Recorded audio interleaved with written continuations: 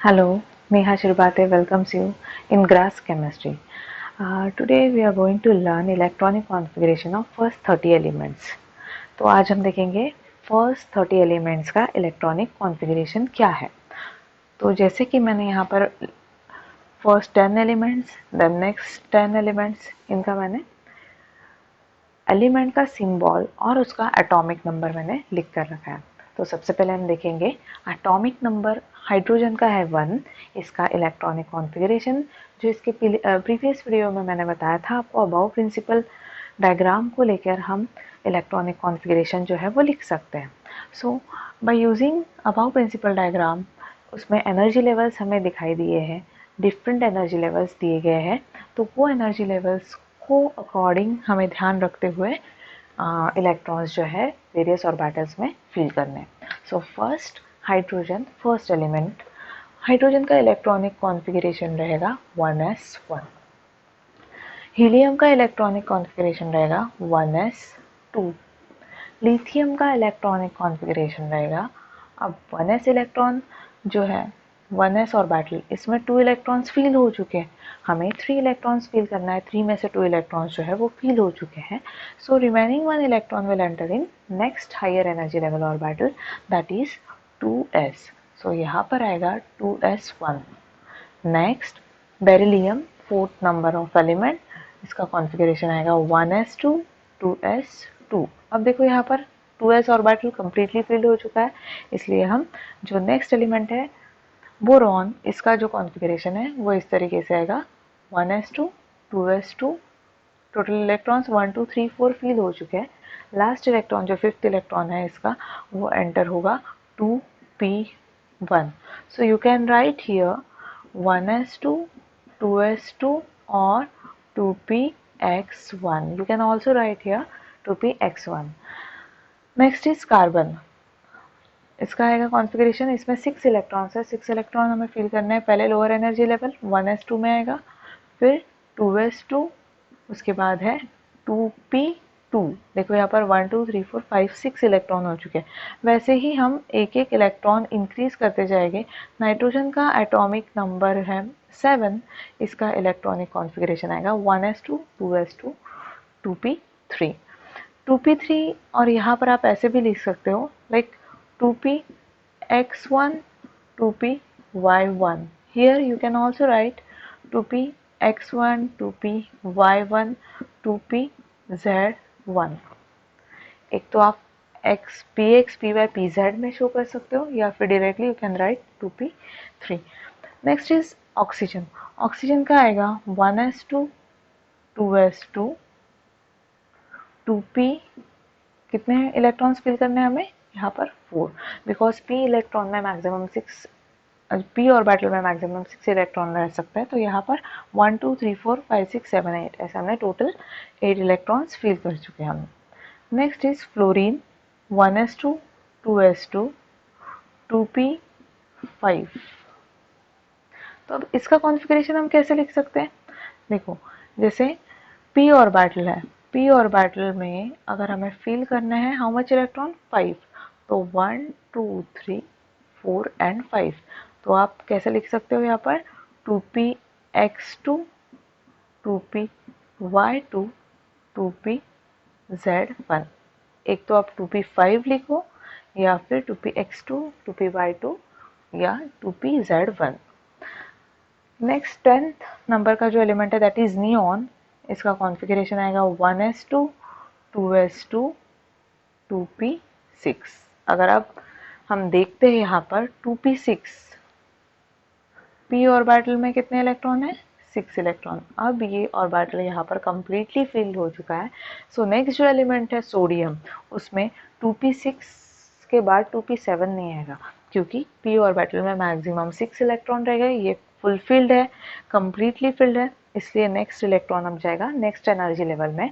क्या आएगा 2p के बाद आएगा, सेकेंड शेल में 2 ही ऑर्बिटल रहता है 2s and 2p। So 2p के बाद next energy level is 3s, तो electron will enter in 3s orbital in case of sodium. So electronic configuration will be like this: 1s2 2s2 2p6. How much electrons are present here? 6 plus 2 that is 10 electrons. उसके बाद p orbital completely filled है, so next energy level में electron जाएगा that is 3s. यहाँ पर आएगा 1. Electron counting करते हैं, 2 + 2 4 + 6 10 + 1 11. अगर यही इलेक्ट्रॉनिक कॉन्फ़िगरेशन हमें शॉर्ट फॉर्म में लिखना है तो हम कैसे यूज़ करेंगे? मैंने आपको इसके प्रीवियस वीडियो में बताया था कि by using noble gas element we can write the electronic configuration of given element. तो इसका सोडियम के प्रीवियस में, सोडियम के पहले कौन सा नोबल गैस एलिमेंट है? नियॉन. एंड नियॉन का कॉन्फ़िगरेशन क्या है? 1s2 2s2 2p6.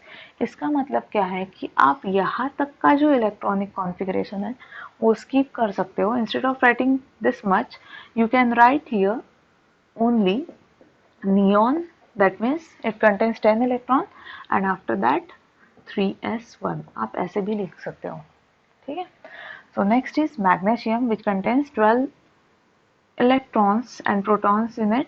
So 1s2 2s2 2p6 and 3s2 आएगा यहाँ पर.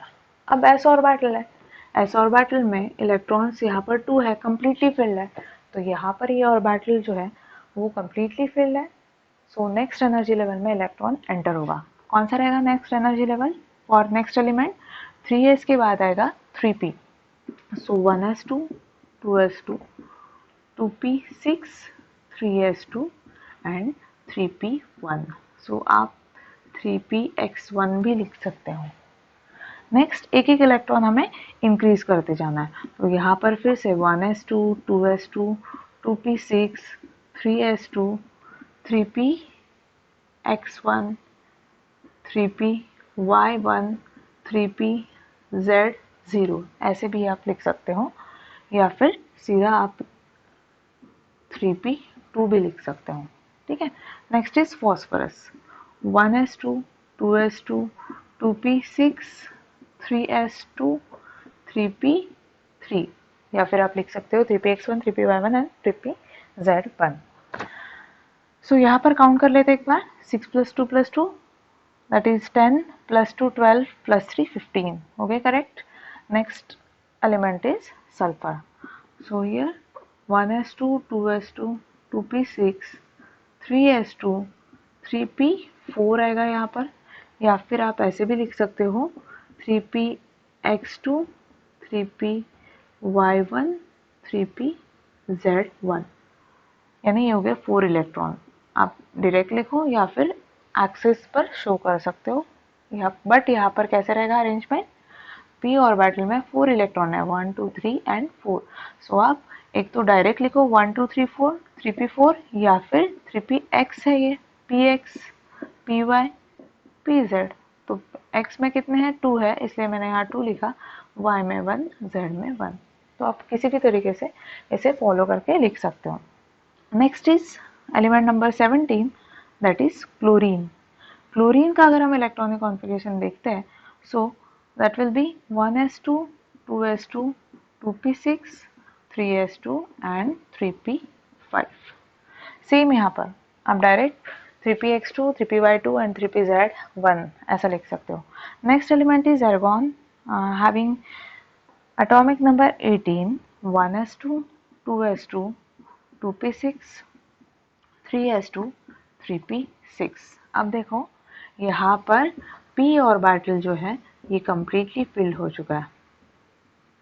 That means next electron in potassium will enter in which orbital? 3p के बाद आएगा 4s. Instead of writing 3d, you have to enter the electron first in 4s orbital and then in 3d orbital.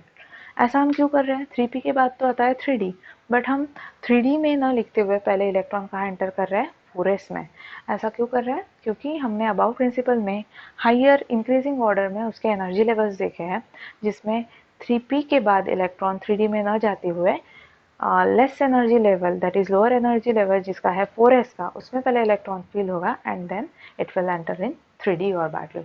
So in case of potassium हम electronic configuration ऐसे लिखेंगे 1s2 2s2 2p6 3s2 3p6 then 3p के बाद आएगा 4s1. ठीक है। अब देखो यहाँ तक का जो इलेक्ट्रॉनिक कॉन्फ़िगरेशन है 1s से लेके 3p तक, ये किसका इलेक्ट्रॉनिक कॉन्फ़िगरेशन है? Noble gas element argon. इसको नोबल गैस क्यों कहा गया है?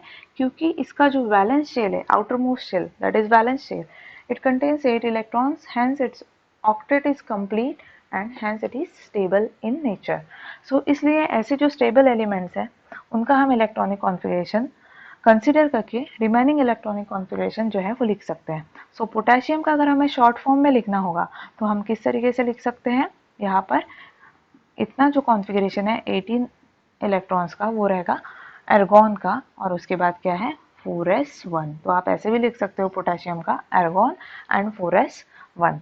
नेक्स्ट जो एलिमेंट है कैल्शियम नंबर 20, इसका भी आप ऐसे लिख सकते हो एर्गॉन 4s2। अब जो नेक्स्ट एलिमेंट आएगा that is scandium which having atomic number 21, उसमें हमें क्या करना है कि अब 4s ऑर्बिटल है, ये s ऑर्बिटल है, 2 इलेक्ट्रॉन है, कंप्लीटली फिल्ड है, तो इसमें अब नेक्स्ट इलेक्ट्रॉन एंटर हो पाएगा क्या? नहीं, क्योंकि s ऑर्बिटल की कैपेसिटी सिर्फ 2 इलेक्ट्रॉन की है। So next electron will enter in which orbital? 4s के बाद एनर्जी लेवल किसकी यहाँ है? 3d की। सो नेक्स्ट जो इलेक्ट्रॉन रहेगा वो हो जाएगा 3d में। सो इसलिए जो स्कैंडियम से लेके जिंक तक हम इलेक्ट्रॉनिक कॉन्फ़िगरेशन लिखेंगे, उसका जो आउटर मोस्ट ऑर्बिट में जो लास्ट इलेक्ट्रॉन है वो जो ऑर्बिटल में एंटर होता है वो ब्लॉक में पीरियोडिक टेबल में उसे प्लेस किया जाता है। फॉर एग्जांपल देखो यहाँ पर अगर हम देखते हैं यहाँ पर हाइड्रोजन है, ये s ऑर्बिटल में एंटर हो रहा है, इसका लास्ट इलेक्ट्रॉन। हीलियम का भी s ऑर्बिटल में है, लिथियम, बेरिलियम, यहाँ तक जो है एलिमेंट्स, इनका लास्ट इलेक्ट्रॉन जो है वो कौन से ऑर्बिटल में जा रहा है? s orbital. इसलिए ये एलिमेंट्स को कहाँ प्लेस किया गया है? s ब्लॉक में पीरियोडिक टेबल में। अगर हम देखते हैं यहाँ पर बोरॉन है, कैल्शियम है, नाइट्रोजन है, ऑक्सीजन है and fluorine as well as neon, ये जितने भी एलिमेंट्स हैं इनका लास्ट इलेक्ट्रॉन कहाँ एंटर हो रहा है? p ऑर्बिटल में। इसलिए ये एलिमेंट्स को कहाँ प्लेस किया गया है पीरियोडिक टेबल में? p ब्लॉक में। नेक्स्ट सोडियम, सोडियम में s last electron s orbital में जा रहा है, तो ये दोनों s ब्लॉक के एलिमेंट्स रह गए। ये p ऑर्बिटल में जा रहे हैं यहाँ तक के।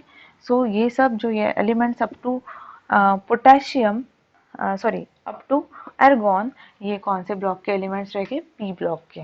और ये अगेन पोटेशियम कैल्शियम का लास्ट इलेक्ट्रॉन s ऑर्बिटल में जा रहा है, तो ये s ऑर्बिटल में प्लेस रह गए। अब हम देखते हैं स्कैंडियम से लेके जिंक तक इनका electronic configuration D block elements का क्या रहेगा। सो डी ब्लॉक जो एलिमेंट है इनको ट्रांजिशन एलिमेंट्स भी कहा जाता है, और ये डी ब्लॉक जो है वो पीरियोडिक टेबल में सेंट्रली प्रेजेंट होते हैं डी ब्लॉक के एलिमेंट्स। सो डी ब्लॉक के जो फर्स्ट 10 एलिमेंट्स है स्कैंडियम से लेके जिंक तक, तो इनमें 2 एलिमेंट्स जो है that is chromium and copper, ये एबनॉर्मल इलेक्ट्रॉनिक कॉन्फ़िगरेशन शो करते हैं। इसके प्रीवियस वीडियो में मैंने आपको बताया था कि why they are showing abnormal electronic configuration? To achieve extra stability. Extra stability gain करने के लिए क्रोमियम एंड कॉपर जो डी ब्लॉक एलिमेंट्स हैं ये एबनॉर्मल इलेक्ट्रॉनिक कॉन्फ़िगरेशन शो करते हैं। तो अब हम देखते हैं scandium that is element number 21 और उसका सिंबल है स्कैंडियम। इसका इलेक्ट्रॉनिक कॉन्फ़िगरेशन क्या आएगा? 1s2, 2s2, 2p6, 3s2, 3p6, 4s2 and 3d1। अब देखो यहाँ पर ये जो स्कैंडियम है इसका लास्ट इलेक्ट्रॉन कहाँ एंटर हो रहा है? d ऑर्बिटल में। इसलिए स्कैंडियम को कौन सा एलिमेंट कहा गया है? D block element. सबको समझ में आया? जो पीरियोडिक टेबल है उसमें डिफरेंट ब्लॉक्स में एलिमेंट्स को प्लेस किया गया है, like S block, P block, T and F block. तो ये किसके अकॉर्डिंग इसको प्लेस किया गया है कि इनका जो इलेक्ट्रॉनिक कॉन्फ़िगरेशन हम लिखते हैं उसमें जो लास्ट इलेक्ट्रॉन है वो जो ऑर्बिटल में एंटर होता है उस ऑर्बिटल, जैसे डी ऑर्बिटल में है तो इसे डी ऑर्बिटल डी ब्लॉक में पीरियोडिक टेबल में प्लेस किया गया है। सो स्कैंडियम का इलेक्ट्रॉनिक कॉन्फ़िगरेशन इतना लिखने से अच्छा, स्कैंडियम का प्रीवियस नोबल गैस एलिमेंट कौन सा है? एर्गॉन। तो एर्गॉन का इलेक्ट्रॉनिक कॉन्फ़िगरेशन यहाँ तक आता है 1 2 3 4 plus 6 that is 10 plus 2 12 plus 6 18, यानी इतना जो कॉन्फ़िगरेशन है ये किसका है? एर्गॉन का है। फिर उसके बाद आएगा 4s2 एंड 3d1। तो आप ऐसे भी लिख सकते हो 3d1 and 4s2, but better way आप अगर ऐसा लिखोगे तो आपका गलत नहीं होगा। Increasing order of energy level according to aufbau principle. ठीक है, तो ये रहेगा डी ऑर्बिटल जिसमें एक इलेक्ट्रॉन है। अब डी ऑर्बिटल एक बार शॉर्ट आपको रिवाइज कर देती हूँ। डी ऑर्बिटल जो है ये d x y, d y z, d x z, d x square minus y square and d z square. तो अब ये जो एक इलेक्ट्रॉन है ये यहाँ पर प्रेजेंट है। ठीक है, ऐसे ही बाकी के। स्कैंडियम के बाद आएगा टाइटेनियम दैट इज 22। इसका कैसे लिखोगे? अब मैं डायरेक्ट लिखती हूँ, आप दोनों वे से लिख सकते हो, तीनों वे से इनफैक्ट, ऐसे ऐसे या फिर ऐसे। सो एर्गॉन के बाद आएगा 4s2 एंड 3d क्या आएगा? 2। अब उसके बाद वैनेडियम 23। एर्गॉन एक एक इलेक्ट्रॉन आपको बढ़ाते जाना है। डी ऑर्बिटल की मैक्सिमम इलेक्ट्रॉन कंटेनिंग कैपेसिटी है 10 की, सो 10 इलेक्ट्रॉन तक आप फिल कर सकते हो। सो एर्गॉन 4s2 3d3। Next scandium, titanium, vanadium, chromium. अब क्रोमियम में इसका एटॉमिक नंबर 24 है। इसका इलेक्ट्रॉनिक कॉन्फ़िगरेशन आना चाहिए था 3d4, बट इसका इलेक्ट्रॉनिक कॉन्फ़िगरेशन ये एक्सपेक्टेड था, बट इसका एक्चुअल इलेक्ट्रॉनिक कॉन्फ़िगरेशन क्या आता है? 4s1 3d5। ये इसका करेक्ट इलेक्ट्रॉनिक कॉन्फ़िगरेशन है। दैट इज ये इतना जो है ये रॉन्ग है। Instead of writing this you can write 4s1 3d5। क्यों? To achieve extra stability. उसके बाद है मैंगनीज 25। इसका है एर्गॉन 4s2 3d5 ही आएगा। यहाँ पर 4s1 3d5 है, यहाँ पर 4s2 3d5 है। ये डिफरेंस आपको पता होना चाहिए। उसके बाद है Fe that is iron 26। एर्गॉन 4s2 3d6। अब देखो यहाँ पर पेयरिंग हो रहा है, 3d6 है, यहाँ तक के इलेक्ट्रॉन सिंगली प्रेजेंट है। अब 5 इलेक्ट्रॉन फिल के 6 यहाँ पर आएगा। तो आप ऐसे भी लिख सकते हो लिखते वक्त dxy2, बाकी dyz1 dz1 dxz1। ठीक है, अब नेक्स्ट है 27 दैट इज कोबाल्ट। कोबाल्ट का आएगा argon 4s2 3d7। Next nickel that is 27 atomic number, argon 4s2 3d8। ठीक है, उसके बाद का जो नेक्स्ट इलेक्ट्रॉनिक कॉन्फ़िगरेशन है वो है कॉपर का। अब कॉपर का भी हमने इलेक्ट्रॉनिक कॉन्फ़िगरेशन देखा था इसके पहले। क्या था कॉपर का electronic configuration? Abnormal electronic configuration copper जो है वो शो करता है। सो Cu इसका एर्गॉन 4s2 3d8 है, तो 3d9 चाहिए था। ये एक्सपेक्टेड इलेक्ट्रॉनिक कॉन्फ़िगरेशन था इसका, बट ये रॉन्ग है। इसका एक्चुअल इलेक्ट्रॉनिक कॉन्फ़िगरेशन क्या है?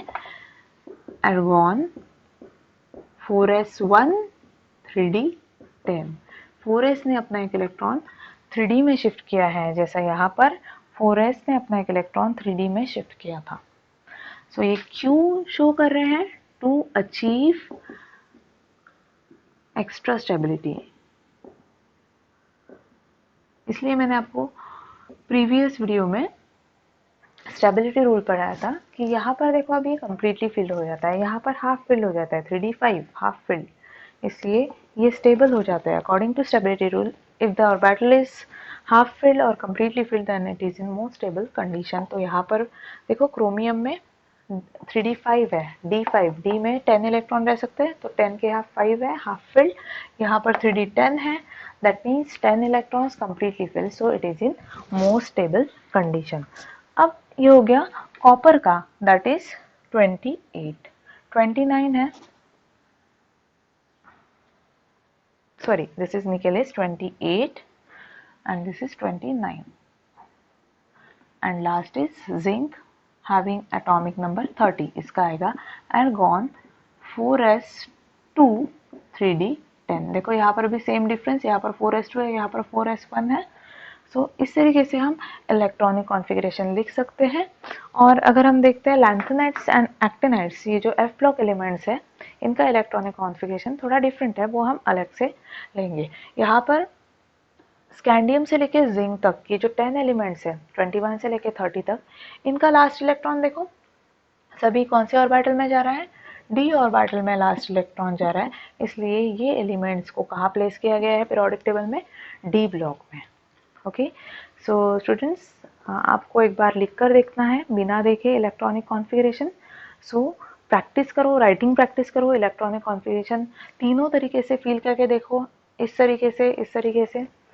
आपको खुद प्रैक्टिस करके ही ये सब चीज़ें आपको आ सकती है ये चीज़ें।